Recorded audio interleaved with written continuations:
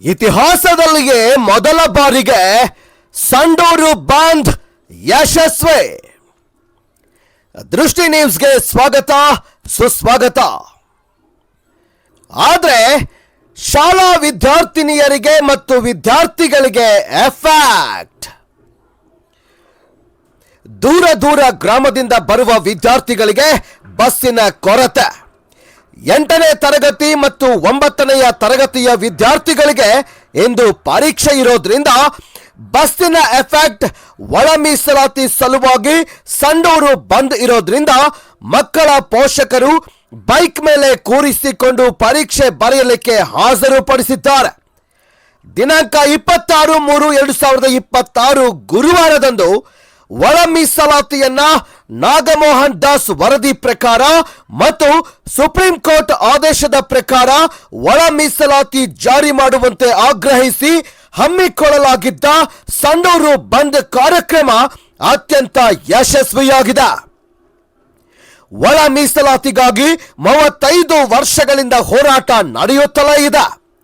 ಹಾಗೆ ಸಂಡೂರು ಬಂದ್ ಕಾರ್ಯಕ್ರಮದಲ್ಲಿ ಹೋರಾಟದ ಕಿಚ್ಚು ಹಬ್ಬಿತ್ತು.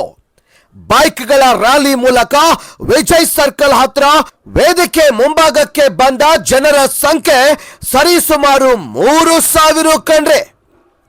ಸಂಪೂರ್ಣ ಸಂಡೂರು ಬಂದ್ ಕಾರ್ಯಕ್ರಮ, ರಸ್ತೆಗಳು ಖಾಲಿ ಖಾಲಿ, ಎಲ್ಲ ಹೋಟೆಲ್ಗಳು ಬಂದ್, ಎಲ್ಲ ಮಾಲ್ಗಳು ಬಂದ್, ಸಣ್ಣ ಪುಟ್ಟ ಅಂಗಡಿಗಳು ಬಂದ್, ಮಾರ್ಕೆಟ್ ಬಂದ್, ವಾಹನ ಸಂಚಾರ ಬಂದ್, ಮೈನಿಂಗ್ಗಳು ಬಂದ್ ಆಗಿದ್ದವು.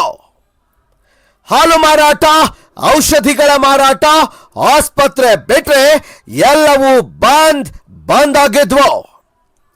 ಕಾರ್ಯಕ್ರಮದಲ್ಲಿ ದಲಿತ ಹಿರಿಯರು ಮತ್ತು ಕಿರಿಯ ಮುಖಂಡರುಗಳು ಸೇರಿ ಸರಿಸುಮಾರು 3,000 ದಲಿತ ಸಮುದಾಯಗಳ ಜೊತೆಗೆ ಇತರೆ ಸಮುದಾಯದವರು ಭಾಗಿಯಾಗಿರೋದು ವಿಶೇಷವೆನಿಸಿತ್ತು. ಇನ್ನು ವಿಶೇಷವೆಂದರೆ ರೈತ ಬಾಂಧವರು ಭಾಗಿಯಾಗಿ, ಮುಸ್ಲಿಂ ಬಾಂಧವರು ಕೂಡ ಭಾಗಿಯಾಗಿ, ಇನ್ನು ಇತರೆ ಸಮುದಾಯದವರು ಕೂಡ ಭಾಗಿಯಾಗಿ ಕಾರ್ಯಕ್ರಮ ಯಶಸ್ವಿಯಾಗಲು ಕಾರಣವಾದರು. ಇತಿಹಾಸದಲ್ಲೇ ಮೊಟ್ಟ ಮೊದಲ ಬಾರಿಗೆ ಸಂಡೂರು ಯಶಸ್ವಿಯಾಗಿ ಬಂದ್ ಆಗಿರೋದು ಕಂಡು ಬಂದಿತ್ತು. ಮಾದಿಗ ಸಮುದಾಯದ ಒಗ್ಗಟ್ಟು ಸಂಡೂರಿನಲ್ಲಿ ತೋರಿಸಿದ್ದಾರೆ ಅಂತ ಜನರು ಮಾತನಾಡಿಕೊಳ್ಳುತ್ತಿದ್ರು. ಇದಲ್ಲದೆ ನಮ್ಮೆಲ್ಲರ ಜೊತೆಗೆ ಪೊಲೀಸ್ ಇಲಾಖೆ ಸಂಪೂರ್ಣ ಬೆಂಬಲ ನೀಡಿ ಮತ್ತು ಸಹಕಾರ ನೀಡಿ ಕರ್ತವ್ಯ ನಿಷ್ಠೆಯನ್ನ ಮೆರೆದಿದ್ದಾರೆ ಎಂದು ಮಾದಿಗ ಸಮುದಾಯದ ಒಗ್ಗಟ್ಟಿನ ಮಾತಾಗಿತ್ತು. ಮಾರ್ಚ್ 27ಕ್ಕೆ ಸಚಿವ ಸಂಪುಟದಲ್ಲಿ ಒಳ ಮೀಸಲಾತಿ ಜಾರಿಯಾಗದಿದ್ರೆ ವಿಧಾನಸೌಧ ಮುತ್ತಿಗೆ ಹಾಕುವ ಎಚ್ಚರಿಕೆಯನ್ನು ರಾಜ್ಯ ಸರ್ಕಾರಕ್ಕೆ ಸಂಡೂರಿನ ಮಾದಿಗ ಸಮುದಾಯಗಳ ಒಗ್ಗಟ್ಟಿನ ಮಾತು ಎಚ್ಚರಿಕೆ ನೀಡಲಾಯಿತು. ವರದಿ ಬಾವಿಹಳ್ಳಿ ನಂದ್ಯಾನಾಯಕ್, ದೃಷ್ಟಿ ನ್ಯೂಸ್, ಸಂಡೂರು. ಪಬ್ಲಿಕ್ ನಾವು ಯಾರಿಗೂ ತೊಂದರೆ ಮಾಡಿಲ್ಲ ಸರ್. ಓನ್ಲಿ ಮೈನಿಂಗ್ ಹೋಗೋರಿಗೆ, ಕೆಲ್ಸಕ್ಕೆ ಹೋಗೋರಿಗೆ ದಯವಿಟ್ಟು ಹೋಗ್ಬಿಡಬಹುದು, ಕೈ ಮುಗಿದು ಕೂಡ ಕೇಳಿ ಸರ್. ನಾವು ಅವ್ರಿಗೆ ನಾವು ಫೋರ್ಸಬಲ್ ಮಾಡಿಲ್ಲ. ಆಯ್ತಾ ರಿಕ್ವೆಸ್ಟ್ ಮಾಡೋದು ಸಪರೇಟ್ ಆಗಿತ್ತು. ರಿಕ್ವೆಸ್ಟ್ ಕೆಲಸ ಮಾಡ್ಕೋಬಹುದು, ರಿಕ್ವೆಸ್ಟ್ ಮಾಡ್ಕೊಂಡೆ ಬಂದ್ ಮಾಡ್ತಿದಾರಲ್ಲ, ಅದು ಆ ಮಾತು ಬೇರೆನೇ ಇದೆ. ಮತ್ತೆ ಎಲ್ಲರೂ ರಿಕ್ವೆಸ್ಟ್ ಮಾಡ್ಕೊಂಡು ಹೇಳ್ತೀವಿ ಸರ್. ಬಟ್ ಅವ್ರು ರೋಡ್ ಬ್ಲಾಕ್ ಆಗ್ಬಾರ್ದು, ರೋಡ್ ಯಾವ್ದು ವೆಹಿಕಲ್ ನಿಲ್ಲಂಗಿಲ್ಲ. ಇದು ಫ್ರೀ ಮೂಮೆಂಟು, ಬೈಪಾಸ್ ಯಾರು ಮುಟ್ಟೋಂಗಿಲ್ಲ.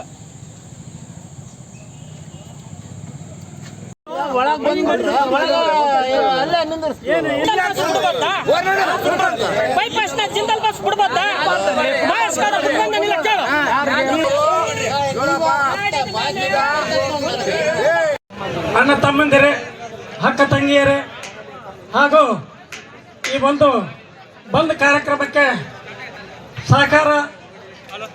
ಸಹಕಾರ ಮತ್ತು ಸಹಾಯಧನವನ್ನು ಮಾಡಿರ್ತಕ್ಕಂಥ ನನ್ನ ಅಣ್ಣ ತಮ್ಮಂದಿರೇ ಹಾಗೂ 17 ಮಂದಿ ನಮ್ಮ ತಾಲೂಕು ಅಧ್ಯಕ್ಷರುಗಳೇ, ಮಾದಿಗೆ ಸಂಬಂಧಿತ ತಾಲೂಕು ಅಧ್ಯಕ್ಷರುಗಳೇ, ಬಂಧುಗಳೇ, ಇವತ್ತು ಮಾಡಿರ್ತಕ್ಕಂಥ ಒಂದು ಈ ಬಂದ್ ಕಾರ್ಯಕ್ರಮ ನಮ್ಮ ಮೀಸಲಾತಿಗಾಗಿ ಏನು ಹೇಳ್ತೀವಿ ಅಂತ ಹೇಳಿದ್ದಾರೆ. ನಾಳೆಯ ತೀರ್ಪು ಏನಾಗುತ್ತೆ ಅನ್ನೋದ್ರ ಬಗ್ಗೆ ನಾವು ಮತ್ತೆ ಸೋಷಿಯಲ್ ಈ ಸಭೆ ಮೂಲಕ ನಾನು ನಮ್ಮ ತಮಗೆ ತಿಳಿಸ್ತಾ ಇದ್ದೇನೆ. ನಂತರ ಸನ್ಮಾನ್ಯ ಸಿದ್ದರಾಮಯ್ಯನವರೇ, ನಾನು ನಿಮಗೆ ಒಂದು ಪ್ರಶ್ನೆ ಕೇಳ್ತಾ ಇದ್ದೀನಿ. 2 ಸಲ ಸರ್ಕಾರದಲ್ಲಿ ನೀವು ಮುಖ್ಯಮಂತ್ರಿಗಳಾಗಿ ತಾವುಗಳು ಬಡಿದಟ್ಟನ್ನು ಘೋಷಣೆ ಮಾಡಿದ್ದೀರಿ. ಆ ಬಡ್ಜೆಟ್ ದಾಖಲೆ ಬಿಟ್ರೆ ಶೋಷಿತ ಸಮಾಜದ ಪರವಾಗಿ ನಿಮ್ಮ ಕೊಡುಗೆ ಏನು? ಶೋಷಿತ ಜನರ ಪರವಾಗಿ ನಿಮ್ಮ ಕೊಡುಗೆ ಏನು? ಕಣ್ಣೊರೆಸುವ ತಂತ್ರ ಮಾಡ್ತಾ ಇದ್ದೀರಲ್ಲ, ಏನ್ ಮಾಡ್ತಾ ಇದ್ದೀರಿ ನೀವು? ಒಳ ಮೀಸಲಾತಿಯನ್ನು ಜಾರಿ ಮಾಡು ಅಂದ್ರೆ ನಿನ್ನ ಪಕ್ಕದಲ್ಲಿ ಸುಪ್ರೀಂ ಸಿಎಂಗಳನ್ನು ಇಟ್ಕೊಂಡಿದೀಯ. ಸುಪ್ರೀಂ ಸಿಎಂಗಳು ಯಾರು? Doctor H C Mahadevappa, doctor G Parameshwar, Priyank Kharge ಇವ್ರನ್ನೆಲ್ಲ ಇಟ್ಕೊಂಡು ರಾಜಕೀಯ ಮಾಡ್ತೀವಿ. ಮಾದಿಗರ ನಿಮಗೆ ಕಣ್ಣಿಗೆ ಕಾಣ್ತಾ ಇಲ್ವಾ? ಯಾವಾಗ ಒಳ ಮೀಸಲಾತಿ ಕೊಡಬೇಕಂತ ಎಲ್ಲಾ ಜಾತಿಯವರು ಒಳ ಮೀಸಲಾತಿಯನ್ನು ಕೊಡಬೇಕು ಅಂತ ಎಡ ಮತ್ತು ಬಲ ಜಗಳ ಆಡಿ ಈ ರಾಜ್ಯದಲ್ಲಿ ದೊಡ್ಡ ಬೃಹತ್ ಹೋರಾಟವನ್ನು ಮಾಡಿದ್ವಿ. ಯಾವಾಗ ಈ ಒಂದು ಸಮಿತಿಯನ್ನು ಎ ಜೆ ಸದಾಶಿವ ವರದಿ ಏನಿದೆಯಲ್ಲ, ನ್ಯಾಯಮೂರ್ತಿ ಎ ಜೆ ಸದಾಶಿವ ವರದಿ, ಅದು ಅಂಕಿಅಂಶ ಸರಿ ಇಲ್ಲ ಅಂದ್ರಿ. ಅದಕ್ಕೆ ಎಷ್ಟು ದುಡ್ಡು ಖರ್ಚಾಯ್ತು? ನಂತರ ನಾಗಮೋಹನ್ ದಾಸ್ ವರದಿ ತುರಾತುರಿಯಲ್ಲಿ 100 ಕೋಟಿ ಖರ್ಚು ಮಾಡಿಬಿಟ್ಟು ಮತ್ತೆ ವರದಿ ಮಾಡಿದ್ರಿ. ಈ ವರದಿ ಅವೈಜ್ಞಾನಿಕ ಇದ್ರಿ, ಅದು ಅವೈಜ್ಞಾನಿಕ ಇದ್ರಿ. ಮತ್ತೆ ನಿಮಗೆ ಸರಿಯಾದ ಯಾವುದು?